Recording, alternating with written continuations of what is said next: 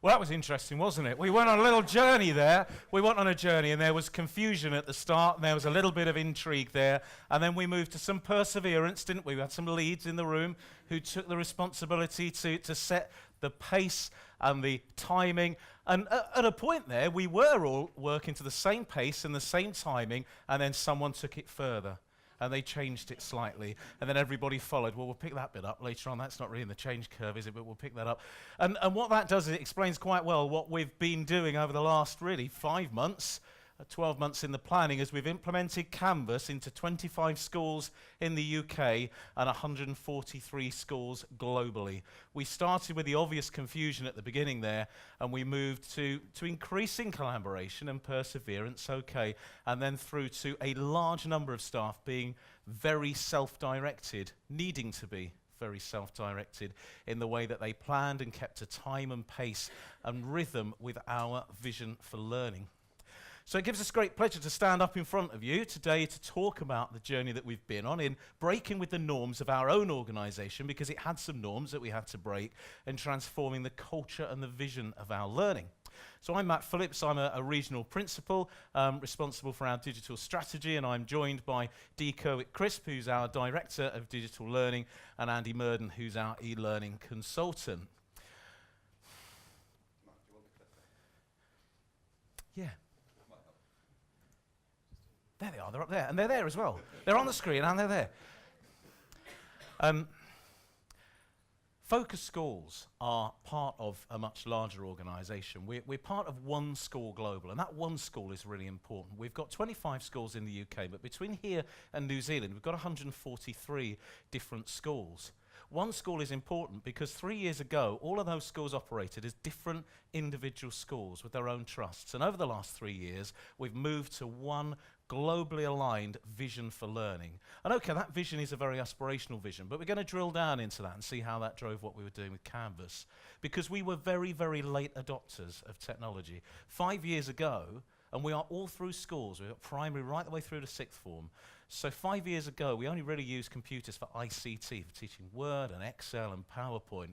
And children that we've got in our sixth form remember those times. But now we've got one-to-one devices for each of our children. We use a range of online services, which is okay, but with all of that technology, we know that we need a razor-sharp vision for how it will be used, and that vision drives the way that we use Canvas, rather than Canvas driving the way that we learn. And when you make the change that quickly, that vision is absolutely important, and the way that it's translated and modelled, and everybody goes on that journey with us. Half of our lessons are taught by video conference because we're small schools, up to 250 children, sometimes quite a few less. Small schools, video conference. It forces the change. It forces the need to have a digital and a physical learning space. But the more video conference we have, the more emphasis on that digital learning space. So let me tell you a little bit about that vision. We want our children to be career ready. Who doesn't? That's fine. We want them to be able to learn anything in any way at any time. And we know that they need to be adept.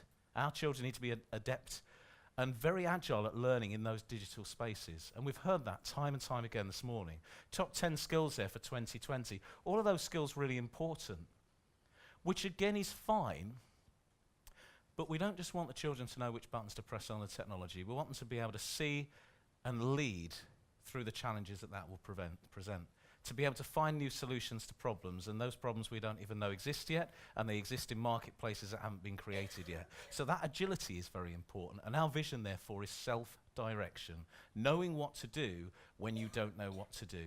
And we know that what lies behind that is all of those invisible routines that we have to train into our staff and our children to translate the vision into consistency and enthusiasm in our children and in our teachers. So that vision for us is very, very important. We also know that we need to attract the best staff. And with a small group of potentially small schools, given the size of colleges and larger schools, to attract those staff and to take them on that journey of continuously developing their pedagogical skills for the future is a significant undertaking. And we have to do that to make sure our schools are sustainable.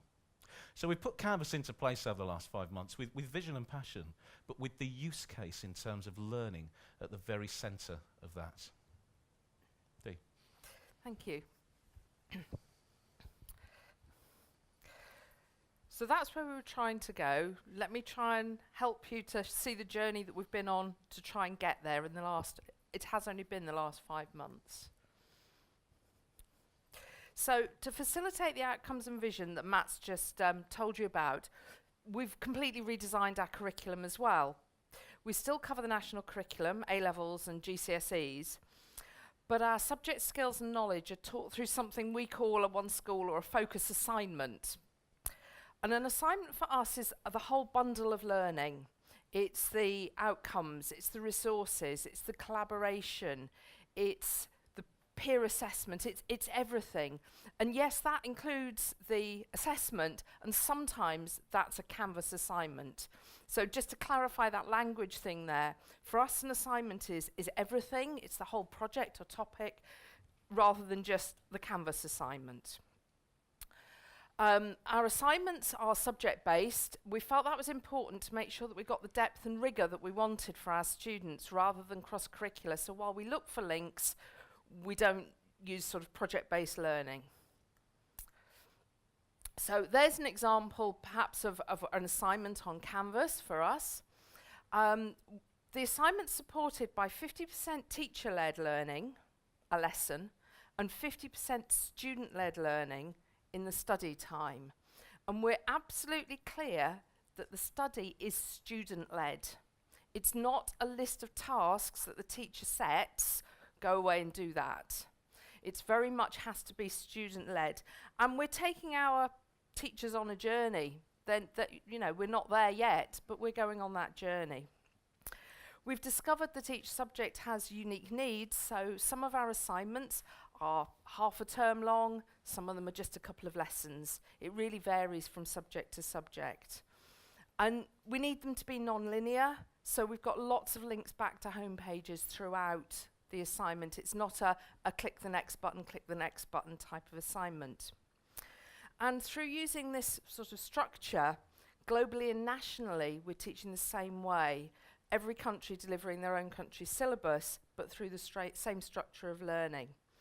So in the UK, we figured it out yesterday, I think. Canvas is responsible for 2.5 million hours of education per year in our schools in the UK at the moment. This is our Biggleswade campus, and it's what we call a study centre.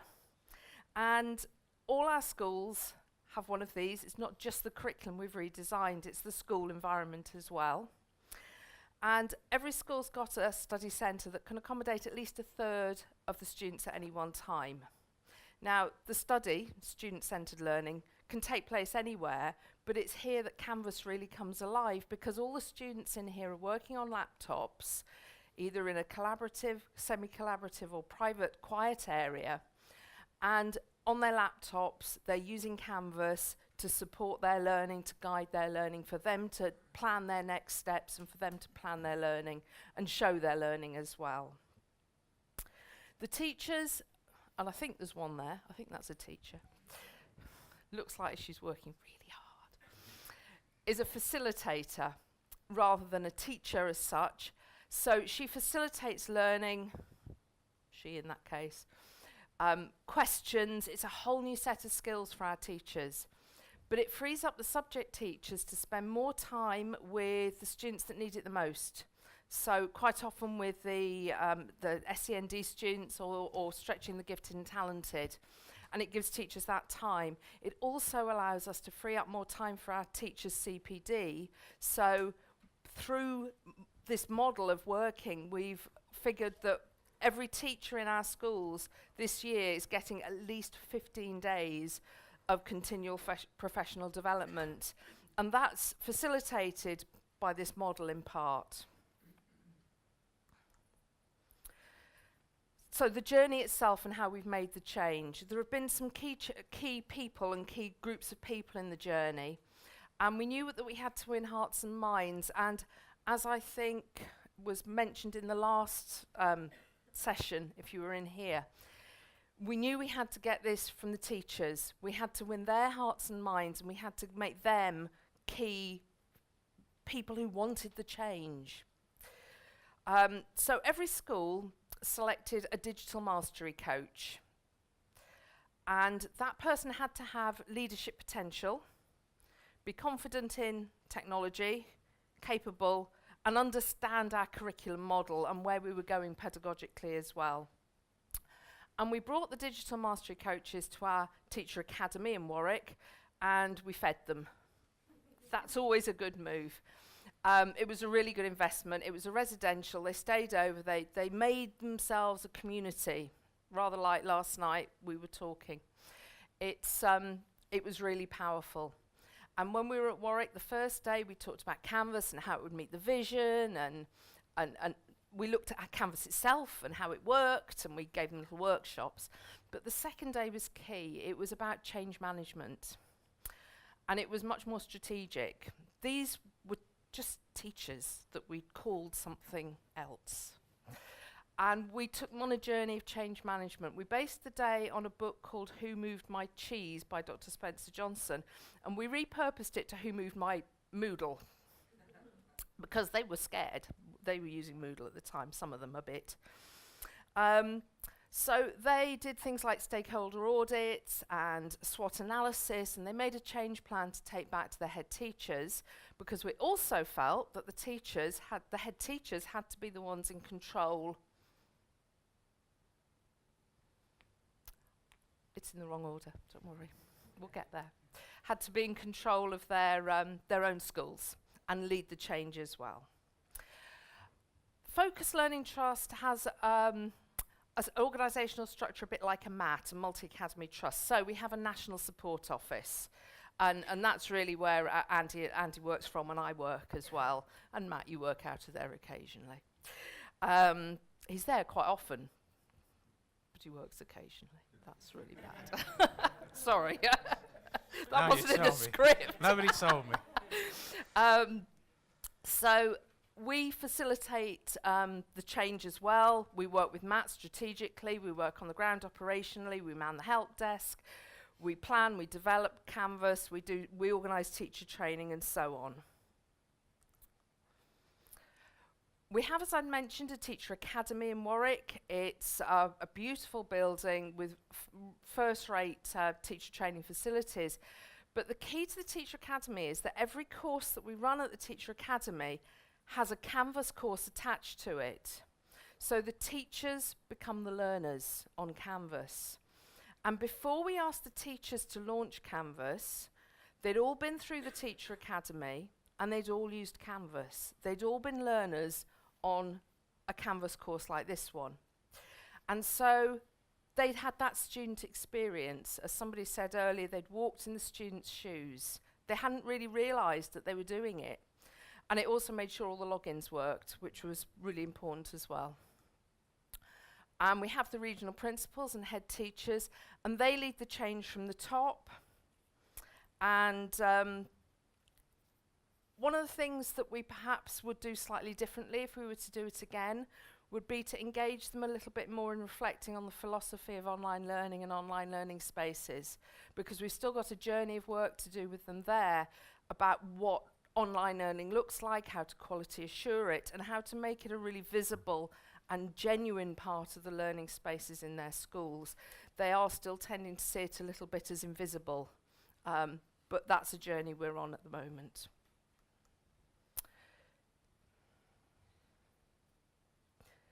These are some of the things that we did to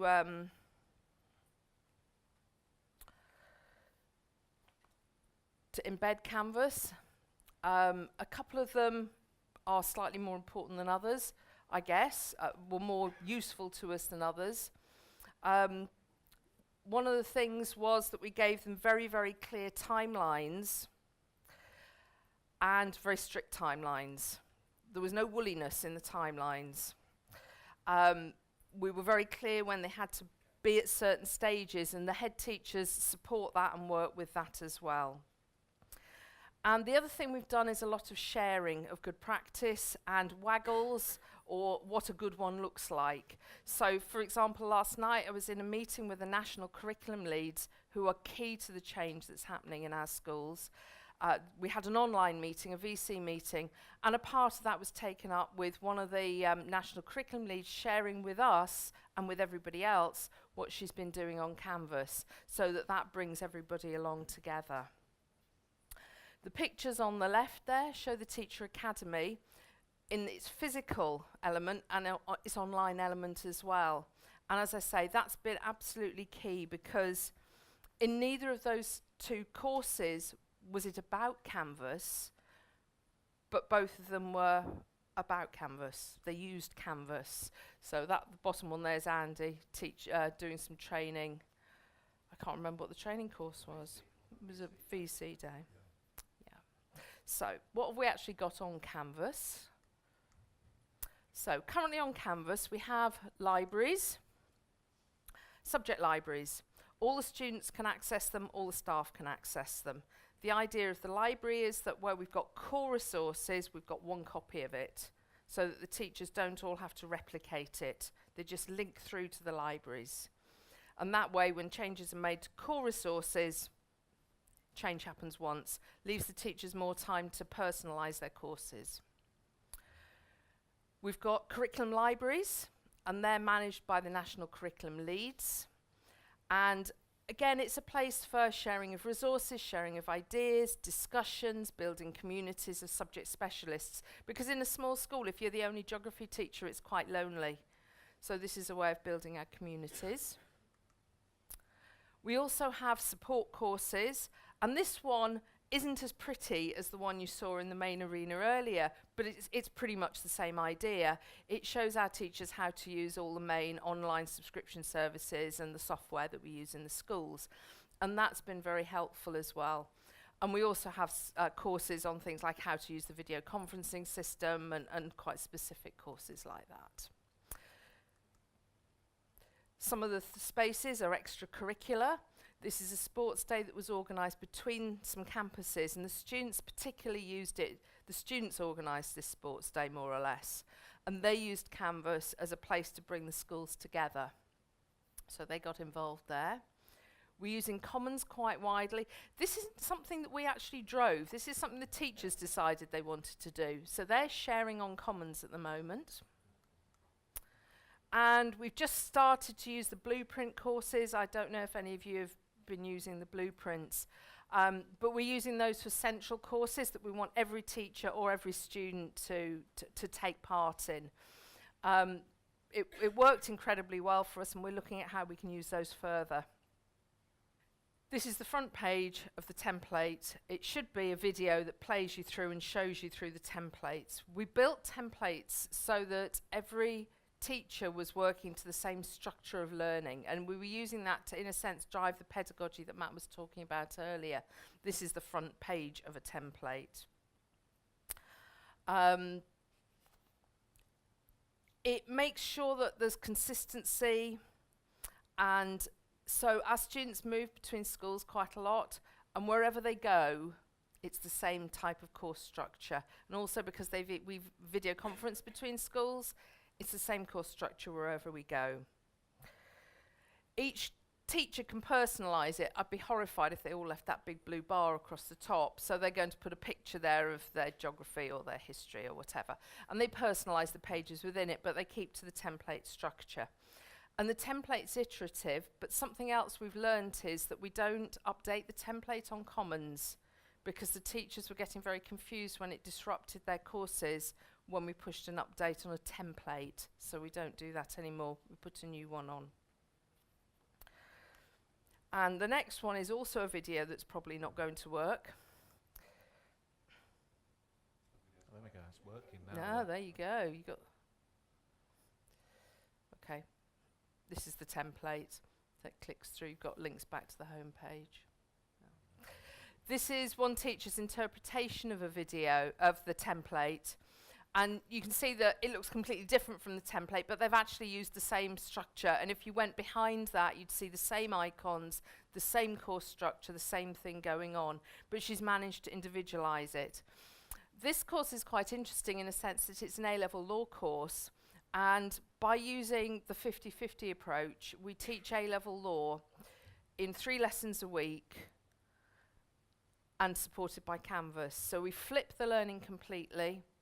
They have a video to watch, some work to do and to read before the lesson. They come to the lesson, and that's all on Canvas. We couldn't do it any other way. It means in a small school that we can deliver a really rich and diverse curriculum, because we've got 50 students doing law across 24 schools. Even with my bad maths, that's around 2 per school, and we couldn't afford that many law teachers. You couldn't find that many law teachers, to be honest. So it enables us to teach, you know, really rich and diverse law curriculum through that. I'll hand over now to Andy, who will take you through the technical implementation of some of the things that we did. You want me to? Thank you. Okay, morning. I'm going to go through quite a lot of detail quite quickly, but basically behind the scenes, behind all of that, visioning and change management and sort of equipping the teachers, there's quite a lot of stuff that needs to go on behind the scenes to do that. Like Dee and Matt, my background's in education and school leadership, but for this project I had the task of actually setting up Canvas so it actually all worked for the learners. So globally, we've got 5 instances of Canvas, one for each of the 5 global regions, so New Zealand, Australia, North America, Europe, and the UK. We use Canvas Commons to enable sharing of courses and resources both globally and locally, and as you saw earlier, we use the consortia within the Canvas Commons to organise and promote key resources, templates and that kind of thing. In the UK instance hosts all of the user accounts and all of the courses for our 25 schools in the UK. We've got courses set up in sub-accounts. There's one sub-account for each campus, and that's basically just to ease administration. But it also allows us to use delegated system roles. So we can have sort of local admins at each campus without kind of giving them admin powers over the whole of the instance. User accounts are created at the main root account level. Sounds a bit technical, but the reason for that is it allows users to participate in courses in any of the other sub-accounts. If you had the users in the sub-accounts, that you'd have trouble sort of enrolling them in courses that were in different sub-accounts. So it means we can have a student in Aberdeen and a teacher in Plymouth, and they can both be enrolled in the same course. So that's quite important. To aid user administration, we use a naming convention for users that enables us to really easily identify what campus they're from, what year group they're in, whether they're a member of staff or not. And that works really well with the search facility within Canvas as well. So I'd highly recommend that. Authentication-wise, we use Active Directory authentication. So if a user is already logged onto the school's network, they're logged into Canvas automatically. If they're not on the school's network, then they just use the same username and password. It also has advantages that when staff leave, their Canvas account is automatically disabled. So from a safeguarding point of view, that's quite an important step. And to enable staff such as head teachers, our digital mastery coaches and teaching assistants, people like that, to kind of get into courses that they're not actually enrolled as a teacher in, we use customized system roles, which allow, for example, school leaders to carry out quality assurance of all of the courses and look at the teaching and learning that's going on within the Canvas courses. So, setup-wise, how do we actually set up the courses and user accounts? Well, Canvas courses, as you've heard, they're our virtual classrooms. They extend our real classrooms in time, place, and learning opportunities. So we therefore require a Canvas course for every one of our timetable classes. This will allow teachers and students to move seamlessly between their real, physical learning collaboration spaces and their online collaboration spaces. Each of our schools has a separate instance of our management information system. We use SIMS from Capita, which holds all the information on teachers, students, timetables, that kind of thing. So in order to create those courses in Canvas and to enroll staff and students in the correct courses, we need to pull data from 25 instances of SIMS into one instance of Canvas. And this is quite a challenge. And in this phase of our implementation, we've done this manually. To do this, we run database reports on Sims, we manipulate them in Excel, and then we import them into Canvas using the Sys import tool. And we use this for course creation, user enrollments, and also user account creation. Now we're working towards the automated import of Sys reports using schedule reports from Sims. We need to do some manipulation of that data, probably using Windows PowerShells, and then using an API to push that into Canvas. But that's quite a big job for us because we've got so many instances of our MIS. And finally, really, one of the most crucial bits is the support. Without really good support, users are going to hit issues and they're just going to give up. So the support has been really, really important for us. We provide centralized support, you say, out of the National Support Office.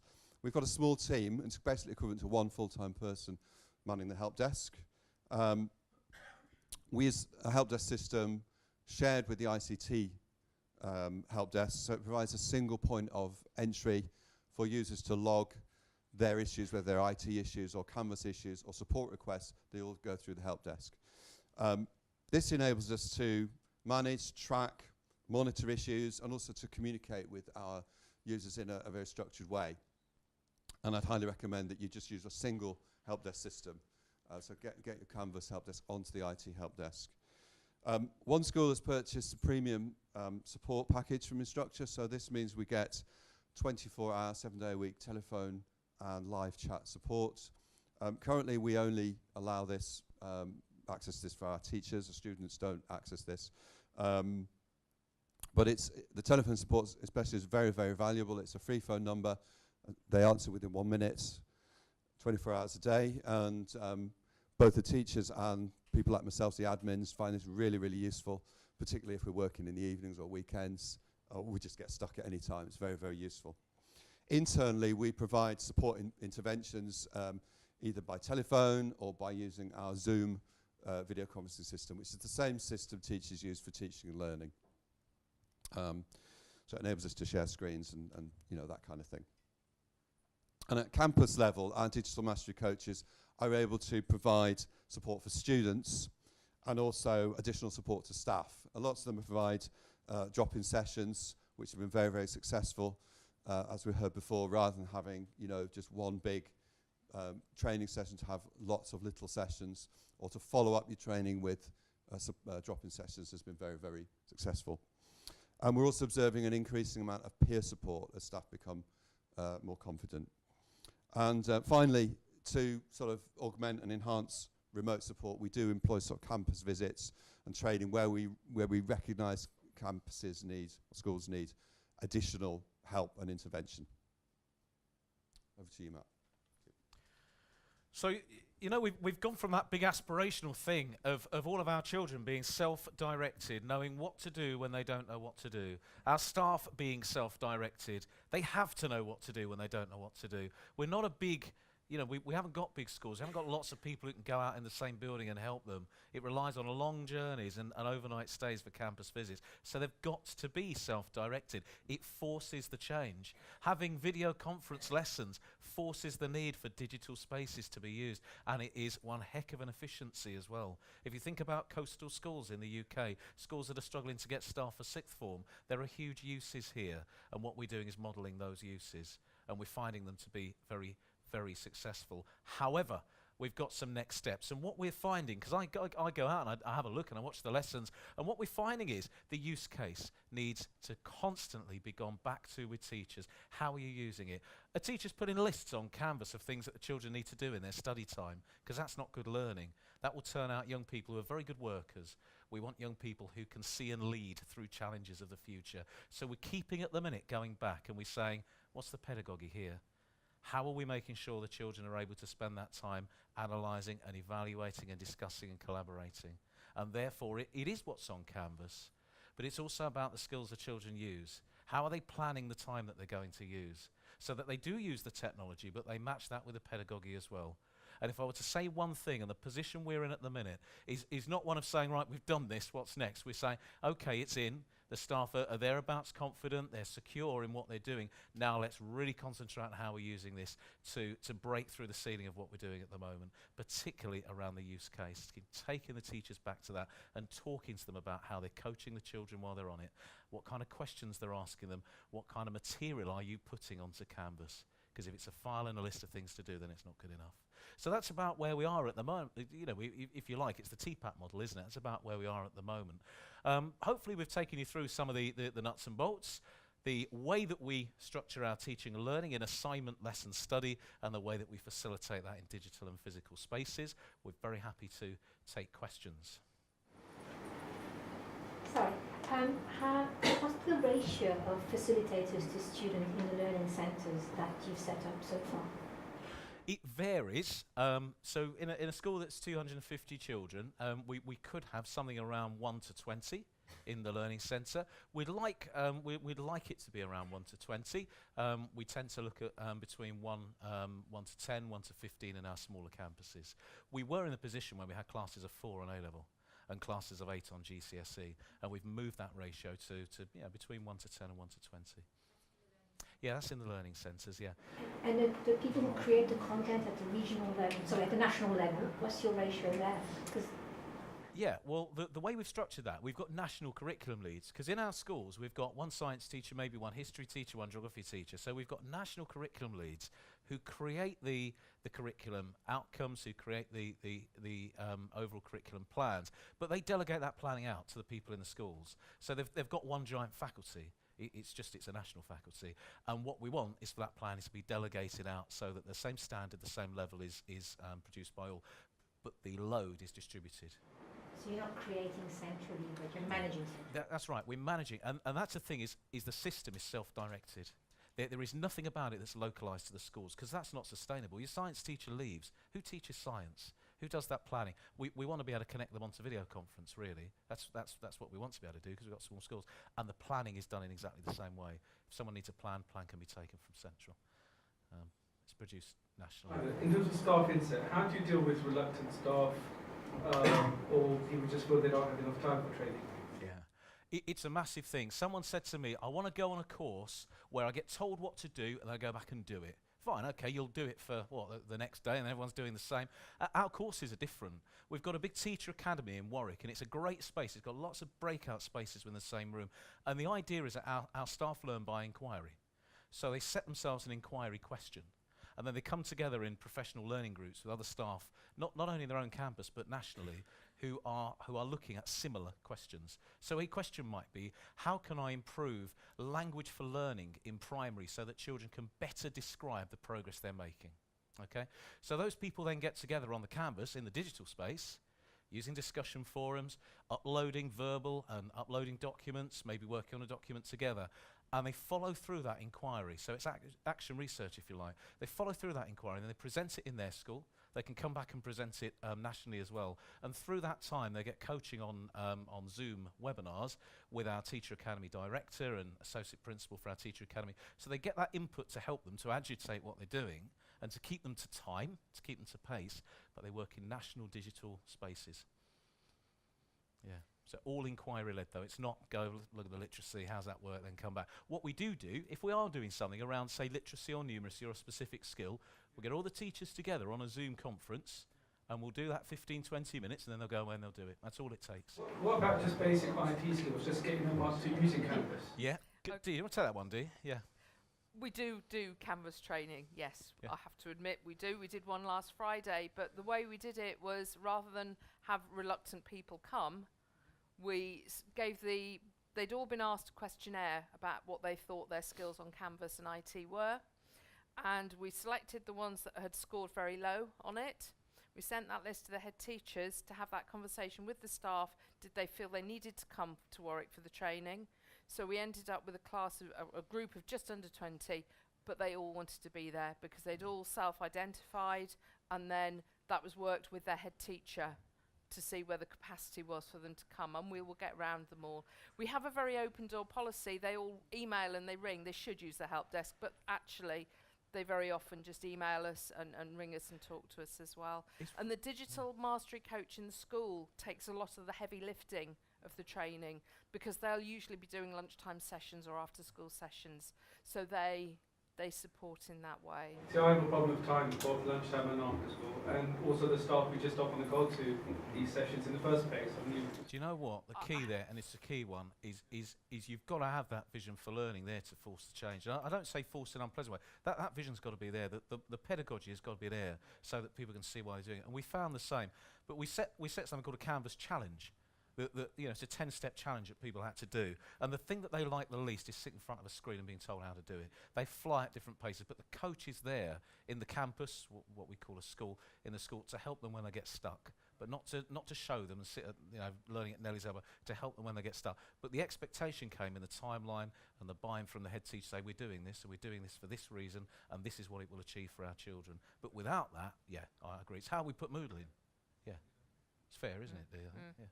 Sorry, how do you go about convincing head teachers and senior management teams that they need to really buy into this vision and commit their own time to set the vision and strategy for this? Because across a lot of the schools that I come across, there's somebody who's got IT as kind of a sideline thing as part of SMT, and they don't really have an understanding or vision. They just think IT is operational.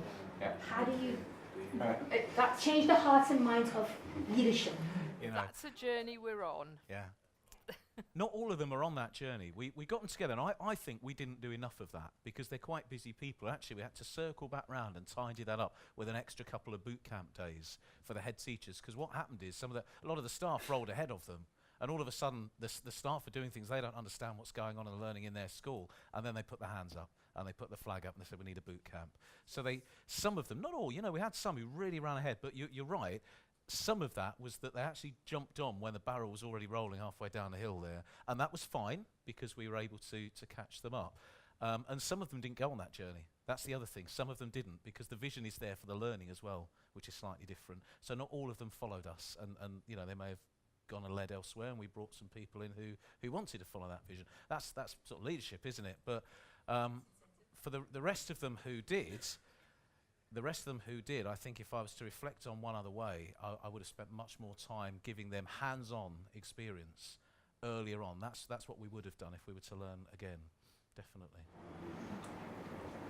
Are you using Canvas outcomes to measure and predict performance? Not particularly. Not yet. Not specifically. Some No. of our teachers are. We're just going through a change in assessment process. We're going to put the outcomes in at top level, so that the teachers can just pull them down into their courses at local level, but we're not quite there yet. Yeah,